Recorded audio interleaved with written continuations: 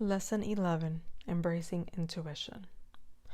Welcome to a transformative journey into the realm of intuition, a guiding force that has the potential to shape your life profoundly. In this part, we dive into the significance of intuition and how embracing it can become a compass for navigating the complexity of your journey. The quote for the lesson is, "Intuition is a very powerful thing, more powerful than intelligence." Steve Jobs. Now, when you think about this quote and Steve Jobs being the innovative individual that he was in the startup of his own company, who had the sight and the vision to be innovative, to create something that we can all see, we hold in our hands every single day. Something that, had he not been able to tap into that intuitive nudge of that intuition, of that innovative sight to see beyond the limitations of his present moment, he would have never seen the possibilities of that probability of something being that possible.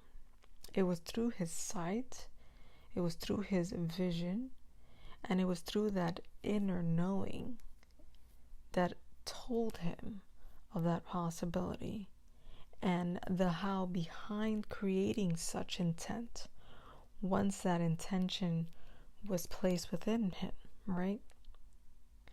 Because when your intention is to create something innovative, for example, in his case, once the intention is being placed, it doesn't matter how much levels of intelligence you may have, how many things you remember, how many things you may know based on the current paradigm that you are existing in. That doesn't matter, because that intelligence or remembrance of the things that you have learned, for example, in school, is limiting you to the current paradigm, to the current possibilities of the structure that is already current. Therefore, in order for you to be innovative, you have to be willing to step out of that box into the infinite possibilities of all that is possible throughout creation, through the course of trusting that intuitive nudge of your own inner knowing. Which brings us into defining intuition, because we want to understand what exactly is intuition and how can it be the compass that helps us navigate in our own journey once that intention is placed to do or be or create that which we envision for ourselves in the future. So, defining intuition. Begin by understanding what intuition truly is. It's not a mysterious or mystical power, but rather a deep inner knowing, a gut feeling that arises without conscious reasoning. Intuition is your internal GPS, providing insights beyond a logical analysis. You see, in order for us to be intuitive, we must first learn how to trust our own innate ability to actually pick up on those signals. Think of yourself as a receiver, like a radio that picks up the signals of the frequency that it is being tuned into. When the intention is placed of whatever that might be, whether it's to create something innovative or become someone that you envision yourself becoming in the future version of yourself, whatever it may be, that intention is now going to be emitted out of your heart, for example, your electromagnetic intention. And it is going to align you with the fabricated or orchestrated frequencies that are going to bring to you, attract to you, or orchestrate within your reality that possibility. But it is up to you to pick up on the signal and know that yes, indeed, that is for you, because you would have this inner knowing that tells you, based on how you feel, based on the resonance of that energy, when you are in the sensational feeling of it, in the expression or in the embodiment of it, so that when you do feel it, you know when something is a yes and when something is a no, based on where and who you want to become. So what would be an example of intuition? Think of a time when you had a strong feeling about a situation, even before having concrete evidence. This initial hunch or inner knowing is a manifestation of your intuition. And I know we can all relate to this example, because at one point in our life, whether when we were children, teenagers, adults, and so on, we can all point down to a time in our life when we don't know why we did what we did. We don't know why we felt what we felt. We don't know the why behind the sensation, the feeling, the inner knowing, but we trusted it. And because we trusted that inner knowing, we ended up exactly where we were supposed to be or not be, as if we knew the answer to that question, or we knew what to do and what not to do based on that gut feeling, right? And that is, in fact, what intuition is. So before we get into the practices and skills of what that entails, of embracing our intuition, I'm going to break down the lessons of the parts of this lesson that are going to be, the first one being this one of embracing intuition, where we get to understand the significance of intuition as a guiding force in our life. For number 2, we have tapping into inner guidance, where we learn to access our inner wisdom and connect with your innate guidance system.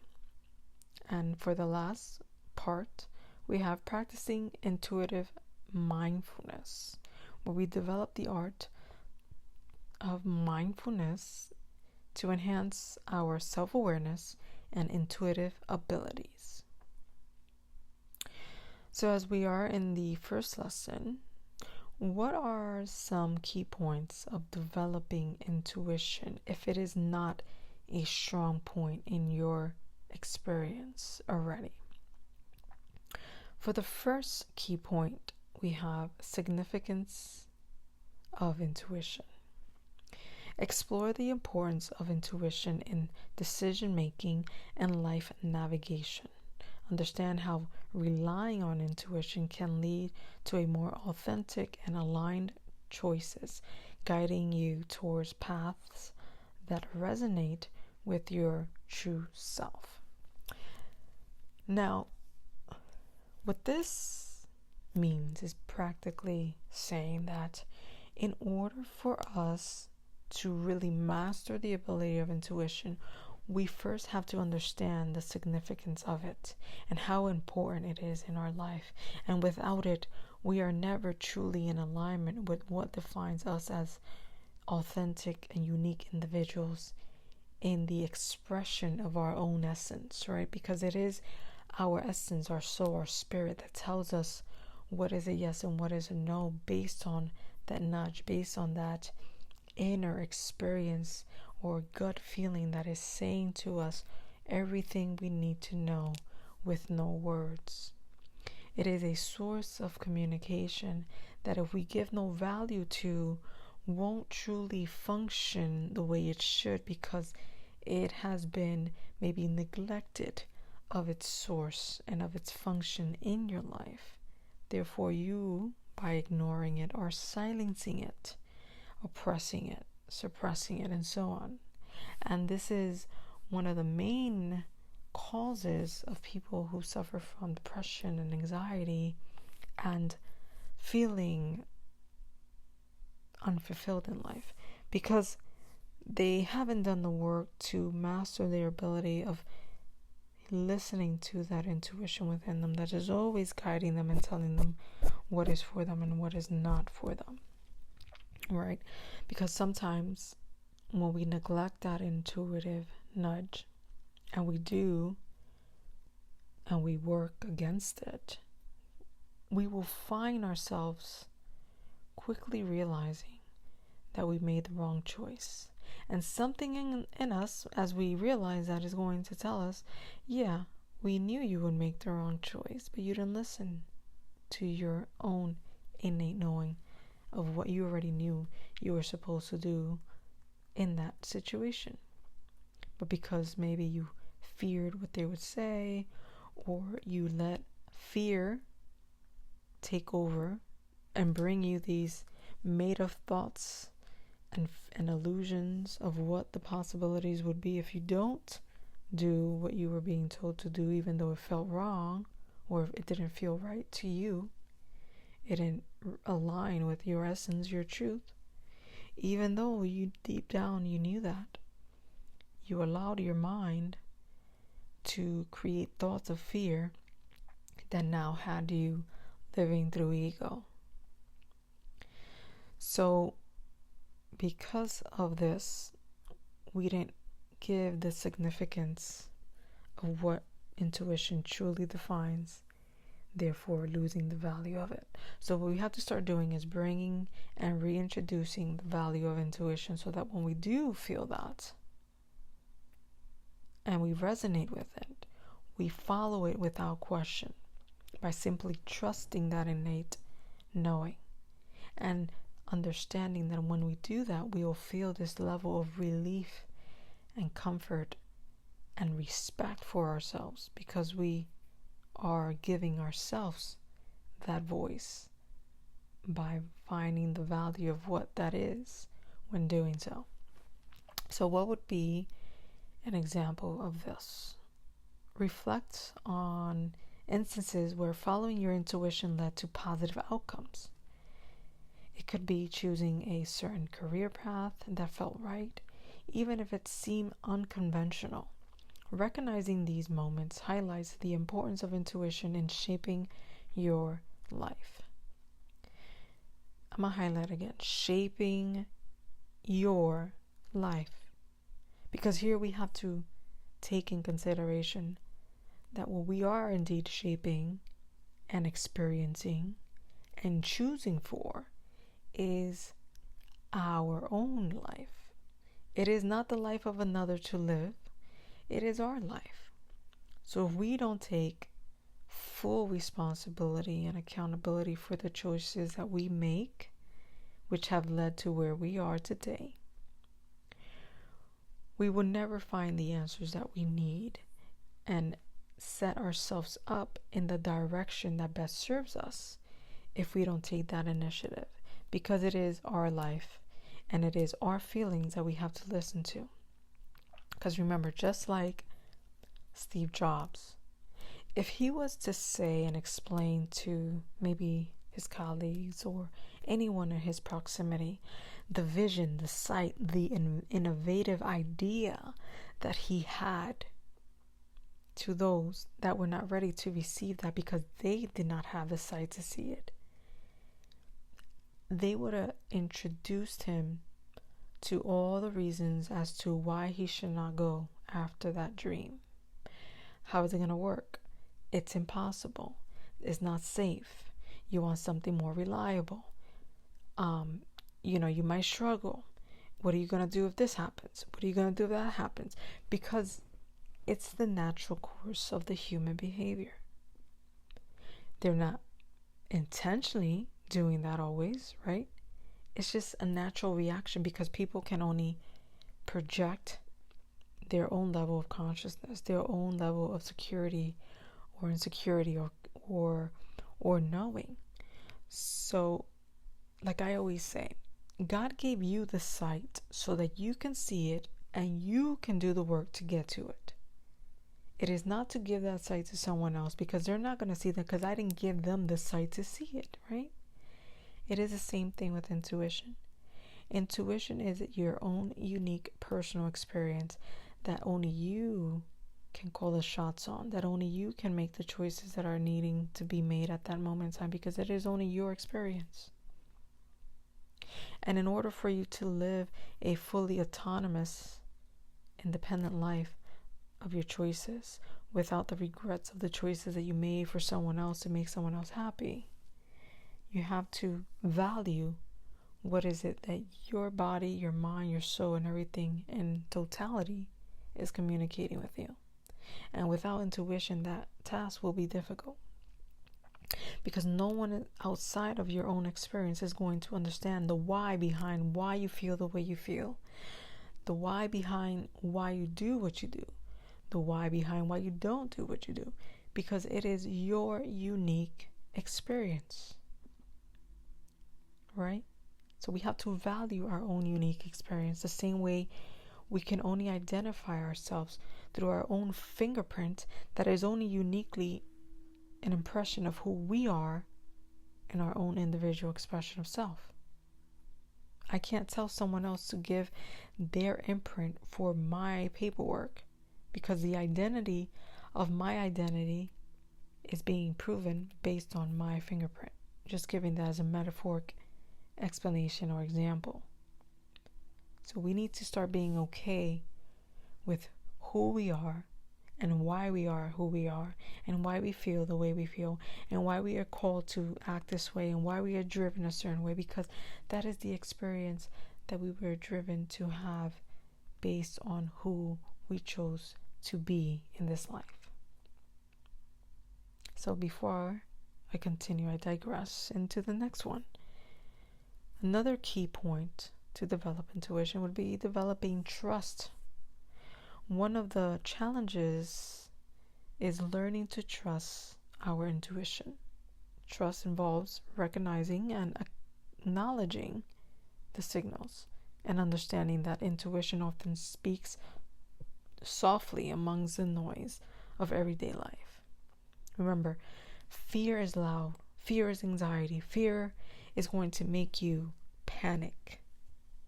But when you learn to trust intuition, you would know it's going to be very subtle, it's going to be very soft. It's going to give you a, that doesn't quite feel right. Are you sure that's what you want? Right? It's going to be very, very subtle, very, very quiet. But you have to take the time to self-reflect and give yourself the opportunity to listen to your intuition, right? Because sometimes we're in the midst of so much noise of our everyday life and the opinions and the advice of everyone outside of us, that we are not taking the time that is needed to self-reflect on our own innate guidance. Now, what would be an example of this? Consider a time when your intuition told you to take a specific action, but you hesitated or ignored it. Reflect on that consequence and how building trust involves acknowledging and acting upon these intuitive nudges. So we've all been there as well, where we knew we were not supposed to do that because something told us not to do that, or not to take that turn, or not to go to that party, or not to whatever. But we did it anyway. To then only realize after the doing, after getting the intuitive nudge, that we were not even supposed to be there in the first place. Going against our intuition can sometimes create a bigger consequence than the one of just simply allowing ourselves to trust it and acting on the why behind it without needing to explain ourselves as to why we are choosing to do what we want to do with our life, right? Moving on to the next one, intuition versus fear, which is kind of what I discussed, but I'll go in depth with it here. Distinguish between intuitive feelings and fear. Based on reactions, often intuition is subtle and calm, while fear is loud and urgent. But learning to differentiate, you empower yourself to make decisions based on wisdom rather than anxiety. So there have been moments that fear has sometimes resembled intuition, right? Where sometimes your inner knowing is rushing you to get out of somewhere fast because it senses something is off with a situation. And that in itself can sometimes have the combination of fear, because you do fear something happening, but you just don't quite know what is happening, while your intuition is speaking to you. So when you learn to trust your intuition, and let's say that your intuition says to remove yourself and cut off something, completely eliminate something, stay still for a minute. All of these nudges is a navigation process that is happening within you, where you don't know why you feel the need of, I changed my mind. I don't know. I don't think I should go there. There's no fear there. It's just this inner knowing. Sometimes even with subtle things like your body needs rest.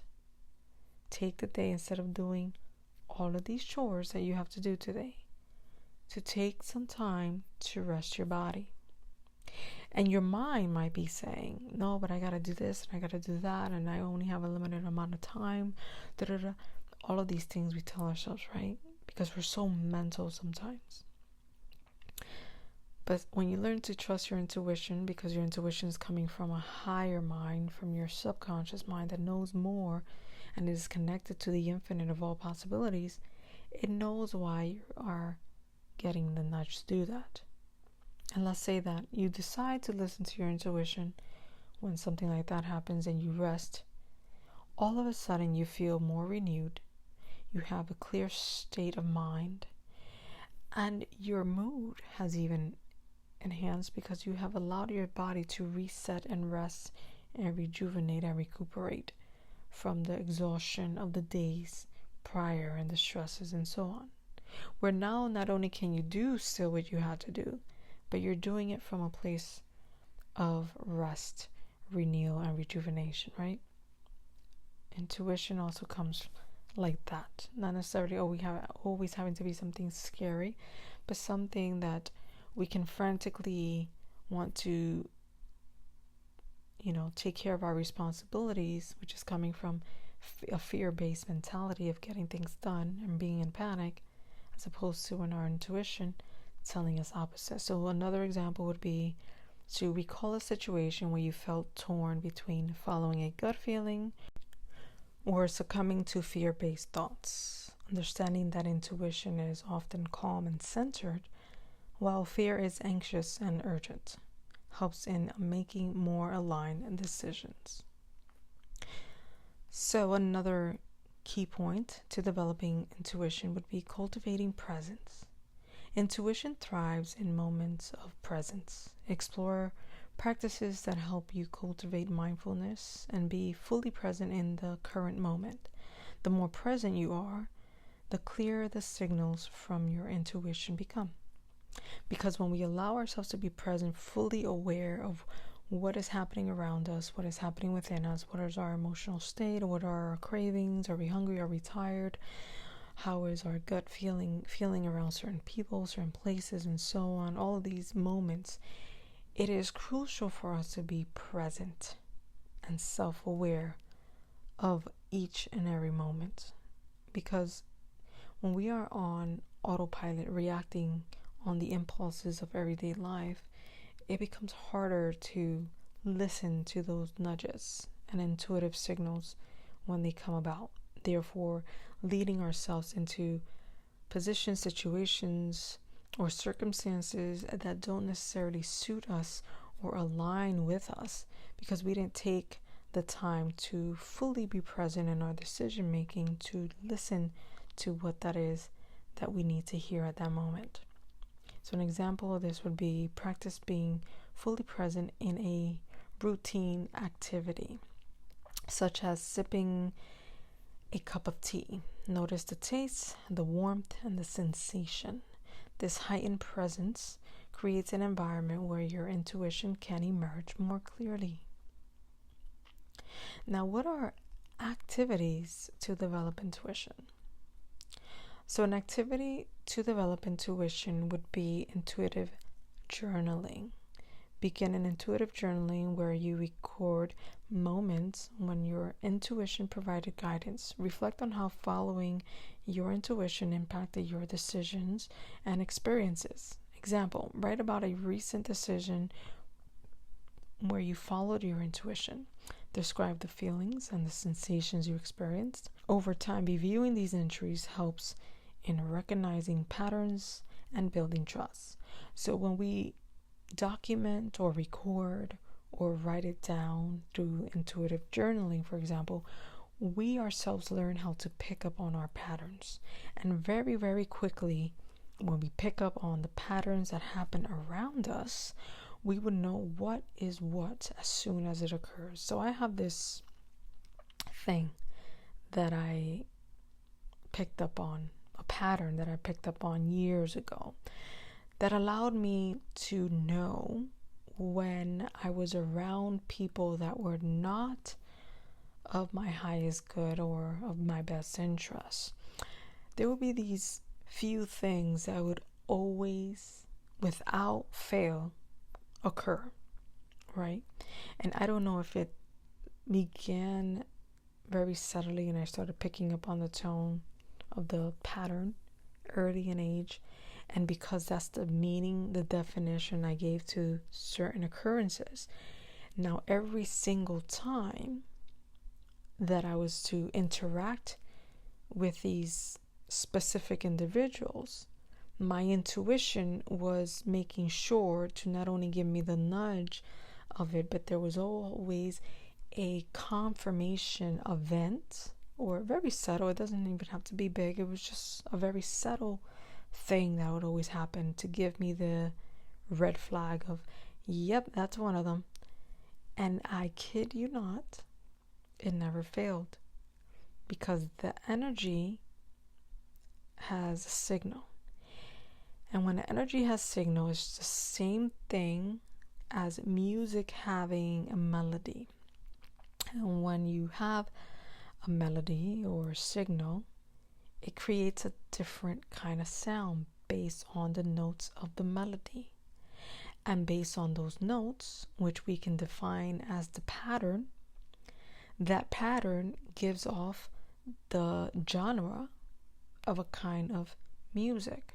For example, if you're listening to classical music, the tonality of the notes and the patterns of the music will be different from that of country music, correct? Even though they are still two forms of music, two different genres, the tonality and the tone that creates the pattern of the notes defines them as a genre. So you can say that when you learn to master your intuition and place the intention to work in unison with the universal laws, you will always be in the knowing, even when you learn to look like you know nothing at all, if that makes sense. So it is not to say that just because you can intuitively pick up on something or orchestrate events that confirm the intuitive knowing that you already know, it is not to say that it is something you express. It is not to say it is something you share. It is something that you always keep to yourself. Once you create that which is your thing, that confirms your circumstances and situations, so you can always be in the knowing, it is something for you to keep to yourself so that it is always being used for yourself, all right? And no one else can alter and influence and manipulate by knowing that of you. So I would always have that in mind. Now, before we even get to that level of mastery where we learn to energetically orchestrate the events or the alarm system or so on, that's going to allow you to know people's genres or circumstances and so on, we can't get to that level unless we learn to master our ability to listen and trust our intuition, because The intuition will never be wrong in the circumstances once you reach that peak, because it is really you telling yourself from a higher point of view of what's really occurring, because it's perceiving itself from outside the experience of yourself, if that makes sense. Now, moving on, another activity to develop intuition would be mindfulness meditation. Engage in mindfulness meditation to enhance your presence. Practice being fully aware of your thoughts, feelings, and surroundings. This heightened awareness creates a conducive environment for intuitive insight. An example of this would be engage in a short mindfulness meditation where you focus on your breath and sensations. Notice how this practice enhances your awareness. So, meditations and journaling and breath work and periods of long solitude helps this practice become masterful. Because in order for you to truly be intuitive, you have to know who and what are the current sensations that you individually have on your own, without the influence of any external influence of people, of places, of music, of substance, of food, of all of that. You have to become mindful of who are you without all of that external noise, so that in doing that, it becomes so much easier to pick up on anything that is not you, because you have done the work to allow yourself the proper time, environment to be present with yourself, to know how you feel throughout the day on your own. Let's say you take a full day without talking to not one person on the phone, not watching TV, not doing anything that's going to introduce external influences, so that you can become so familiar with your own energetic signature that as soon as you interact with someone that is of a different energetic signature, it will become very, very obvious. It's almost as mastering peace, being in silence for so long that as soon as a pinch of noise comes across your environment, your experience, it is immediately heard, because you have been in the isolation of peace for so long that when you hear noise, you hear it. Like it becomes very obvious, very loud, even if you've been sitting in peace for some time. So the same way that practice, that mechanism functions in terms of noise, intuition is a very similar thing, because what it is a very subtle energy body within us that is speaking to us. And when we don't have the influence of someone else's energy or emotions or effects or excitement and so on, we become familiar with that of our own. Therefore, when we listen to our intuition, we understand very, very fast, or know very quickly, that it is indeed our intuition and not the influence of another. It is not fear, it is not anything outside of us. So that's why doing practices like meditation and breath work, complete stillness and isolation, taking some time away from people, from places, from things, if possible, minimizing all interactions and influences, allows you to truly know who you are outside of all of that noise. And that is always something that I recommend when we are trying to master any form of silence or knowing of our intuition and our psychic abilities, for example. We have to know what is ours and what is not. Sometimes there is external manipulations that come through influences of energy. Sometimes even the Wi-Fi in our home infiltrates and intrudes our own energetic field, right?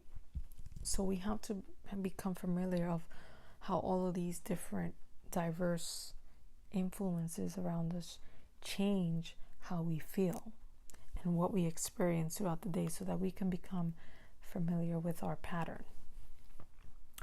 Bringing us into the conclusion. Embracing intuition is not about rejecting rationality, but integrating a deeper layer of understanding into our decision-making process. In part 2, we will explore practical exercises to further develop and hone our intuitive abilities. Get ready to unlock the wisdom within you.